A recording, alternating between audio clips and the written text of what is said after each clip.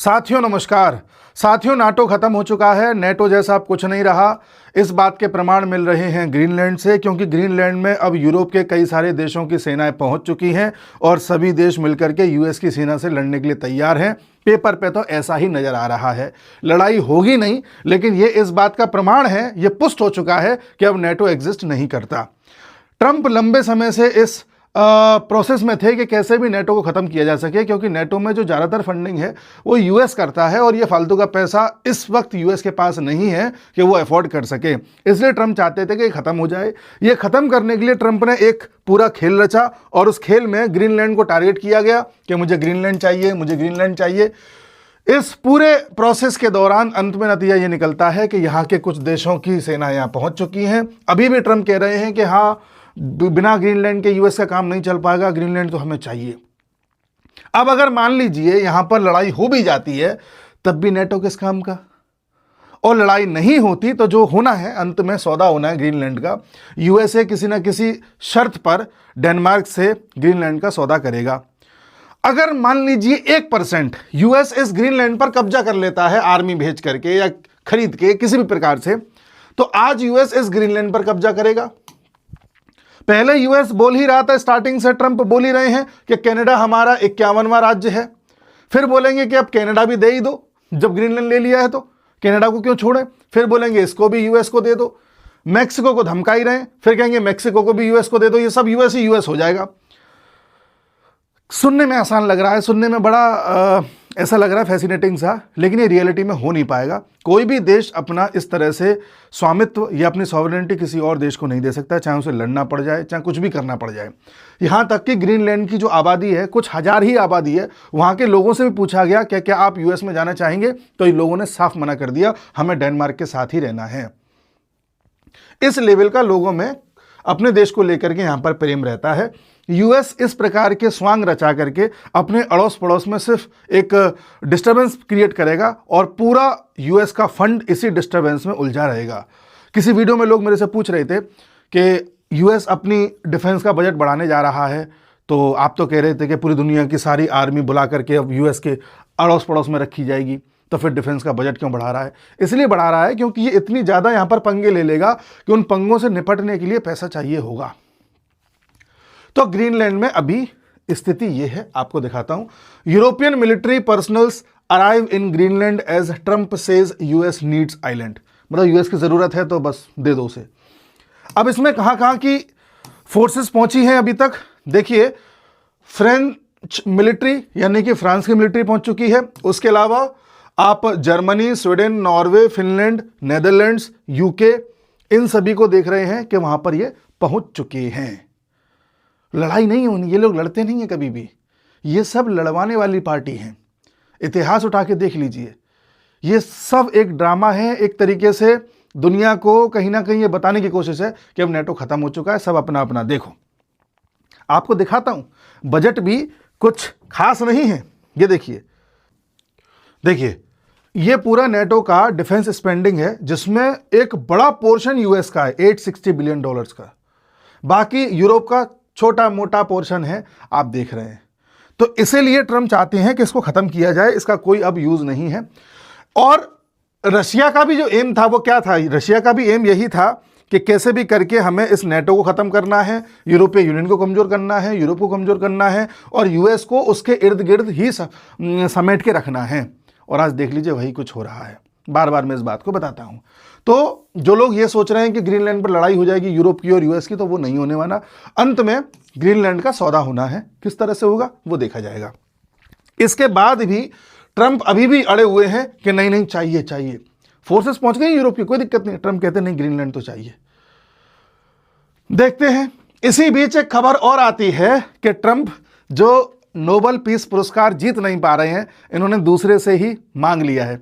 अब ये बताइए, ट्रंप जैसा आदमी जो ये कह सकता है कि मुझे वेनेजुला चाहिए, जो देश के देश ले रहा है, ग्रीनलैंड चाहिए, वो किसी इंसान को कैसे अपने कब्जे में नहीं कर सकता? तो इन्होंने किसी न किसी तरह से इनको कन्विंस किया, मारिया कोरिना को, जो वेनेजुला की अपोजिशन लीडर हैं। मैंने आपसे कहा था किसी भी देश में जब तख्ता पलट कराया जाता है तो पहले तो जो रूलिंग पार्टी है ये बताया जाता है कि ये वोट चोरी करके जीती है, फिर ये बताया जाता है कि एक डिक्टेटर है, और साथ ही अपोजिशन में एक लीडर को तैयार किया जाता है नोबेल पीस पुरस्कार देकर के।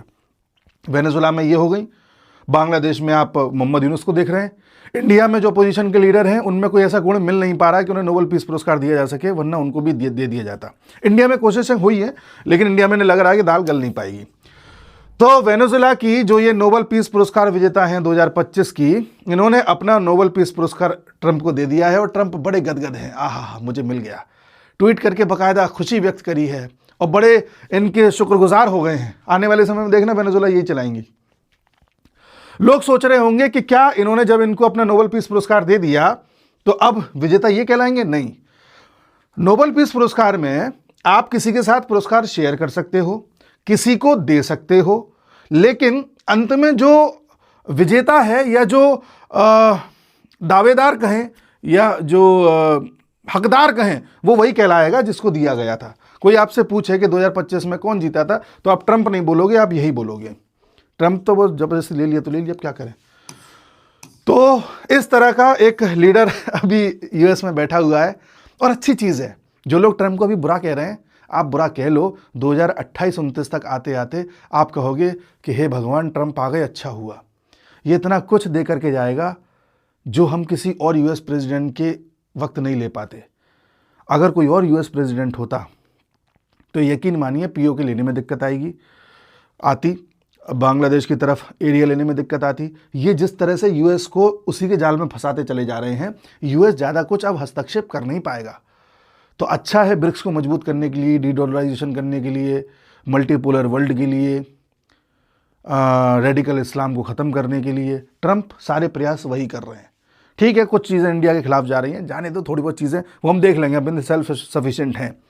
लेकिन लॉन्ग टर्म में आपको पता चलेगा कि ये एक आदमी का बैठना सही रहा। इस वक्त रशिया तो सबसे ज़्यादा खुश है।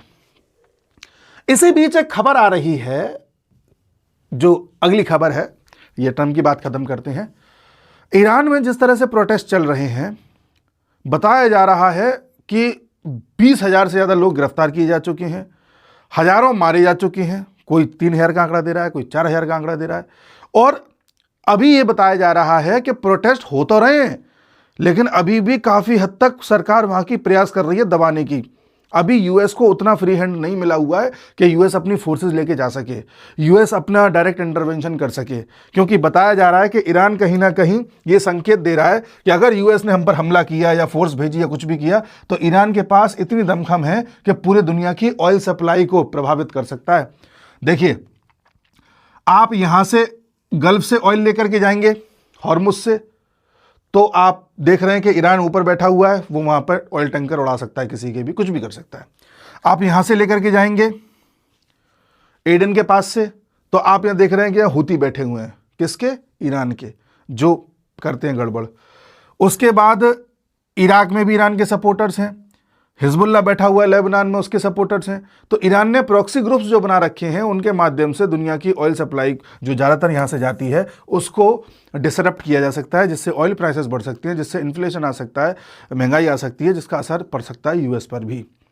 तो इसलिए यूएस अभी हल्का हाथ रखे हुए ज़्यादा कुछ कर नहीं पा रहा। यूएस को जैसे ही इजराइल की तरफ से इंटेलिजेंस मिलेगा कि हाँ आ जाओ, तब यूएस कुछ कर पाएगा। ये बात भी सही है कि यूएस ने अपने आर्मी पर्सनल को यहाँ से हटा लिया है, जितने भी बेसिस थे। क्या योजना है यूएस की नहीं कहा जा सकता, बट हाँ, ईरान पर अभी हमला करने जैसी स्थिति यूएस को लग नहीं रही है ना। तो ये है, खैर वो तो मैंने आपको बताया था।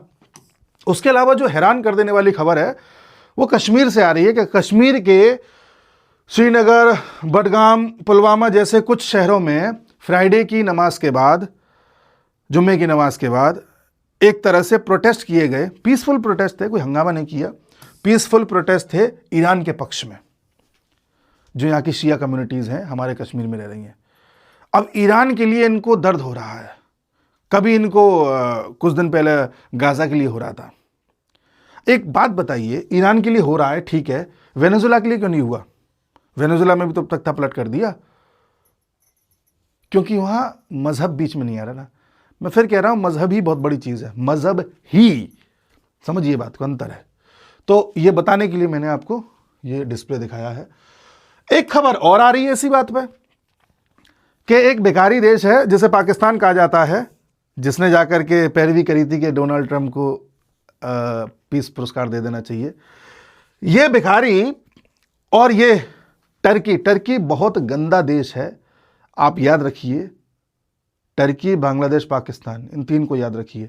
बहरहाल यहाँ पर जो तीन याद रखने हैं वो टर्की, सऊदी और पाकिस्तान मिलकर के ऐसी सुगबुगाहट है कि एक इस्लामिक नेटो बना सकते हैं। कुछ ऐसा बनाने के दिशा में जा रहे हैं जहां पर ये तीन देश साथ आकर के एक दूसरे की मदद करेंगे। किसी एक पर हमला मतलब तीनों पर हमला, और फिर बाद में कोशिश होगी कि इन तीन के ग्रुप को 5 का बनाया जाए, फिर 10 का बनाया जाए, ऐसे करके। पाकिस्तान के पास न्यूक्लियर बम है, सऊदी के पास पैसा है, टर्की के पास मिलिट्री है या अन्य डिफेंस इक्विपमेंट्स है। तीनों मिलकर के एक दूसरे के लिए साथ आने की कोशिश कर रहे हैं। हमको लगेगा, भारतीयों को लगेगा कि ये तो भारत के लिए बड़ा जो है दिक्कत वाली बात है, अब तो भारत को और ज़्यादा दिक्कत आ जाएगी। भारत के लिए नहीं कर रहे हैं ये। देखो, भारत के लिए तो दिक्कत अभी भी है। टर्की अभी भी पाकिस्तान को अपने ड्रोन्स वगैरह बाकी चीज़ें दे रहा है, तो कौन सी मदद नहीं कर रहा। पाकिस्तान के पास न्यूक्लियर बम अभी भी हैं, उसे चलाने होते अब तक चला देता। प्लस पाकिस्तान, टर्की, बांग्लादेश अभी भी मिले हुए हैं। तो हमारे लिए नया क्या हो रहा है? कुछ नहीं। हाँ, सऊदी की बात आप करोगे तो सऊदी हमसे टकरा के करेगा क्या? हमने इतना इन्वेस्टमेंट सऊदी का अपने यहाँ करा रखा है, उसके यहाँ किया हुआ है, तो सऊदी हमसे तो कुछ कहेगा नहीं। ये सारा कुछ जो खेल रचा जा रहा है ये एक्चुअल में पाकिस्तान का यूज़ करने के लिए किया जा रहा है। इनकी सेना का जो 50 रुपये में चली जाती है उस सेना का इस्तेमाल करने के लिए किया जा रहा है, और वो इसलिए क्योंकि सोमालीलैंड को मान्यता दे चुका है इजराइल, याद कीजिए। और सोमालीलैंड को जब इजराइल मान्यता दे रहा है तो इसका मतलब यह है कि अब धीरे धीरे इजराइल यहां पर अपना ठिकाना बनाएगा और इस पूरे क्षेत्र में अब इजराइल का दबदबा रहेगा। अब इजराइल का चूंकि दबदबा रहेगा तो सबसे ज्यादा खतरा सऊदी को रहेगा। तो ऐसी स्थिति में सऊदी को पाकिस्तान की फोर्सेस की जरूरत पड़ सकती है, और कम से कम एक ग्रुप बना करके सऊदी ये धमका सकता है कि देखो एक न्यूक्लियर बम वाला कंट्री हमारे साथ है, न्यूक्लियर वेपन्स वाला कंट्री हमारे साथ है। तो एक डराने धमकाने के लिए इजराइल को ये सब साथ आने का नाटक कर रहे हैं। कभी भी ऐसा नहीं होगा कि भारत पाकिस्तान की लड़ाई हो तो सऊदी लड़ने आ जाए या टर्की लड़ने आ जाए, कभी नहीं होगा। टर्की भी ये बात जानता है। टर्की इसलिए साथ आ रहा है क्योंकि टर्की ये जानता है कि अगर सऊदी को यहां पर इजराइल ने धमका लिया या सऊदी को कभी दबा दिया किसी तरह से, तो अगला नंबर फिर टर्की का है। क्योंकि इस्लामिक वर्ल्ड में जो रूलर बनने का प्रयास कर रहे हैं वो 3 देश हैं। एक सऊदी जो ये कहता है कि हम मक्का मदीना यहीं पर हैं और सबसे बड़े सुन्नी देश हैं, वो सुन्नी देशों के लीडर हैं, तो उस हिसाब से इनको लगता है दुनिया में ज़्यादातर सुन्नी मुसलमान हैं तो हमें मुस्लिम वर्ल्ड का लीडर होना चाहिए। इनको लगता है कि ईरानियों को कि हमको होना चाहिए, शियाओं के तो हम हैं। आज देखो इतने ताकतवर हैं कि यूएस भी हमको एक बार में नहीं हिला पा रहा। और इनको लगता है कि हमें होना चाहिए क्योंकि एक ज़माने में जो खलीफा था वो टर्की का था, ऑटोमन एम्पायर हमारी लीडरशिप में हो रहा था, तो हमें बनना चाहिए। इन तीनों के अपने अपने स्वार्थ हैं। अगर ईरान फॉल हो जाता है तो अगला खतरा फिर सऊदी पर है जो कि इजराइल लेकर के आएगा। तो डर टर्की को भी है कि अगर सऊदी फिर निपट लिया तो फिर मेरा नंबर आ जाएगा, इसलिए पहले सांठ-गांठ कर लो। तो जैसे भारत में नहीं होता अपोजिशन में 2-3 पार्टियां साथ आ जाती है कि भैया सब साथ आ जाओ वरना पता चला सब निपट गए, वो वाली बात है। तो ये इजराइल का खतरा है जिसके लिए ये साथ आने की बात कर रहे हैं। आएंगे नहीं आएंगे बात की बात है, ठीक है। अब आते हैं अगली खबर पे जिसके बारे में लोगों ने बहुत पूछा कि चाइना बोल रहा है सक्सगाम वैली उसकी है, इसका क्या मैटर है। भारत ने बोला कि सक्सगाम वैली हमारी है। हुआ ये कि हमारे जनरल साहब ने भी बयान दिया और हमारे विदेश मंत्रालय ने भी बयान दिया हमारी इंटरनल और एक्सटर्नल सिक्योरिटी को लेकर के कि भारत का जो कश्मीर है वो पीओके है और यहाँ से जो पूरा सीपेक जा रहा है और उसमें जितना भी निर्माण कार्य चाइना ने किया है हम उसको मान्यता नहीं देते। और हमने ये भी कहा, भारत ने कहा कि सक्सगाम वैली में भी जिस तरह से चाइना ने कंस्ट्रक्शन किए हुए हैं उन सबको भी हम मान्यता नहीं देते। इस बात पर चाइना ने जवाब दिया कि ऐसा कुछ नहीं है, भारत जो कह रहा है वो गलत है, सक्सगाम वैली पूरी तरह से चाइना की है। चाइना ने ये रीअफर्म किया है, ठीक है, कि ये पूरा हमारा है। अब ये मामला क्या है ये मैं आपको बताता हूं और फिर बताता हूं कि ये बात छिड़ी क्यों है। मामला ये है कि आप जानते हैं पीओके पाकिस्तान के पास है, तो इस भिखारी ने अपने एक आका को खुश करने के लिए 1963 में एक डील करी चाइना के साथ, बाउंड्री एग्रीमेंट किया पाकिस्तान चाइना ने, और उस एग्रीमेंट के तहत पाकिस्तान ने पीओके का ये वाला क्षेत्र जिसे सक्सगाम वैली कहते हैं ये चाइना को गिफ्ट कर दिया। समझ गए? 1963 में चाइना इस पर आके अपना कब्जा कर लिया, धीरे धीरे यहां पर अपना कंस्ट्रक्शन करने लगा। अच्छा, उसके बाद अच्छा, चाइना को ये सक्सेगाम वैली चाहिए क्यों थी? क्योंकि यहां पर बहुत सारे ग्लेशियर्स हैं, बहुत सारे, और इन ग्लेशियर्स के पिघलने से बिल्कुल स्वच्छ पानी आता है, और उस साफ पानी और लद्दाख की ये रेत जो इसने कब्जा रखा है हमारा अक्साई चीन, इन दोनों का इस्तेमाल होता है सेमीकंडक्टर चिप्स बनाने में। इसलिए चाइना को ये चाहिए था, और इस बेकारी को ये समझ में नहीं आया, इसने दे दिया। ठीक है, अब ये जो एग्रीमेंट हुआ था 1963 में चाइना और पाकिस्तान के बीच, इस एग्रीमेंट में ये लिखा हुआ है कि पाकिस्तान जो भूमि चाइना को दे रहा है ये डिस्प्यूटेड एरिया की है। कल को जब ये डिस्प्यूटेड एरिया सॉल्व हो जाएगा, जो कि भारत और पाकिस्तान मिलकर करेंगे, उसके बाद इसका क्या करना है वो सॉल्यूशन के द्वारा ही तय होगा। मान लो कल को डिस्प्यूटेड एरिया रिजॉल्व हो जाता है और पीओके हम वापस ले लेते हैं, यानी कि जितना भी डिस्प्यूटेड एरिया था भारत के पक्ष में गया, तो फिर यह भी भारत के पक्ष में आना चाहिए या आ जाएगा, ऐसा इस एग्रीमेंट में लिखा है। और मान लो, जो कि होना नहीं है कभी, मान लो ये पूरा डिस्प्यूटेड एरिया पूरा कश्मीर चला जाता है पाकिस्तान के पास, फिर ये पाकिस्तान का हो जाएगा, फिर पाकिस्तान इसका जो चाहे वो करे।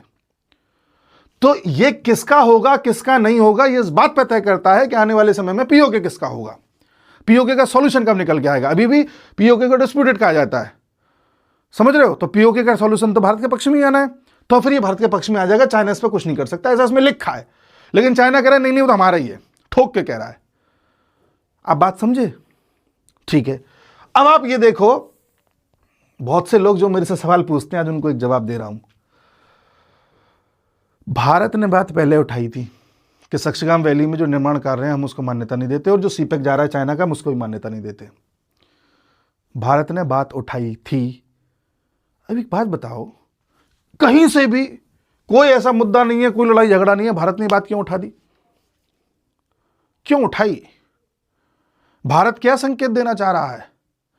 पिछले 72 घंटों में खबरें आई हैं, पाकिस्तान की तरफ से कई बार ड्रोन्स आए हैं जो हमारी बॉर्डर की तरफ आने की कोशिश की, एलओसी की तरफ आने की कोशिश किए हैं, और हमने उन्हें मार गिराया है। ड्रोन्स क्यों आ रहे हैं नहीं पता, बट भारत ने अचानक से ये पीओके वाले क्षेत्रों की चर्चा करना क्यों छेड़ा?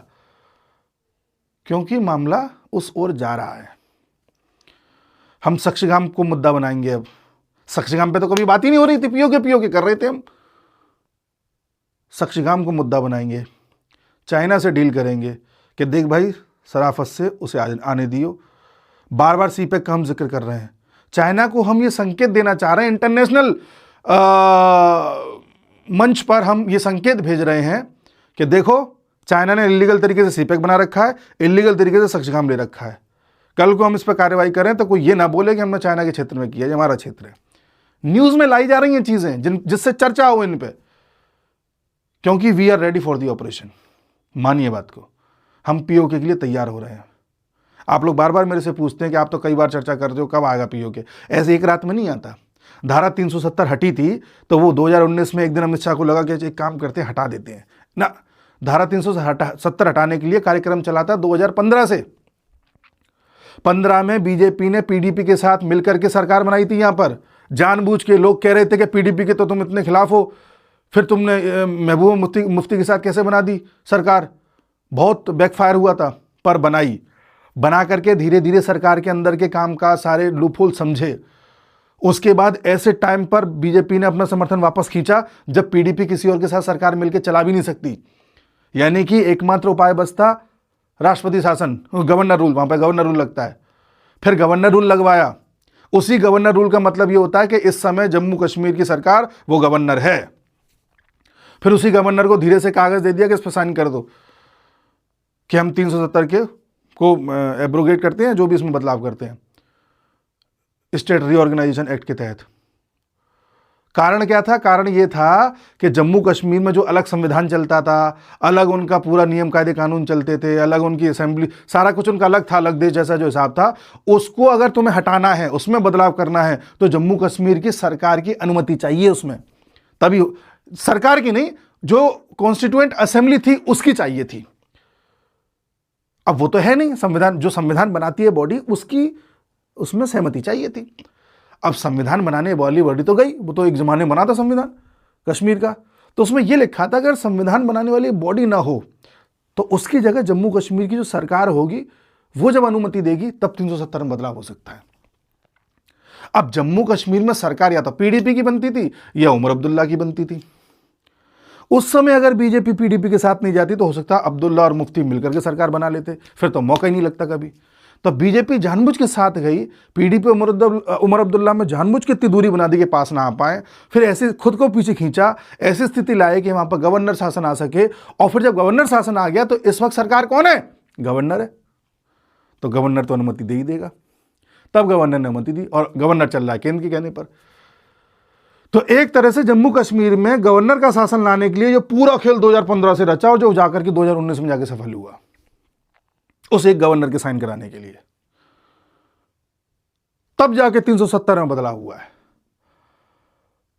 आप समझ पाए? उसी तरह से जब पीओके लिया जा रहा है तो पीओके ऐसा नहीं कि एक दिन जाके फौज भेज दी और ले लिए ना, इसके लिए खेल बहुत लंबा चल रहा होगा, कब चल रहा है हमें नहीं पता, जब ले लेंगे तब पर्चे खुल के आएंगे तब पता चलेगा। पर हाँ, जो ये बात कही गई है फ्रॉम नोवेयर, ये उस स्ट्रेटेजी का एक हिस्सा है। मैं आपको ये बता रहा हूं बस। भारत ये जान रहा है कि जब वो वेनेजुएला ले सकता है, ग्रीनलैंड ले सकता है, या बात कर सकता है, कनाडा को धमका सकता है, वो यूक्रेन ले सकता है, वो ताइवान ले सकता है, तो हम भी ले सकते हैं। This is the right time. इसलिए कह रहा हूं कि 2028-29 तक आते आते आप ट्रंप को धन्यवाद देंगे कि उसने स्थिति पैदा करी कि जिसको जो लेना है वो लो, मुझे कोई मतलब नहीं है। समझ गए? ये है पूरा खेल। खैर, मैं थक गया, अगले वीडियो में मिलूंगा, ठीक है? तब तक के लिए नमस्कार।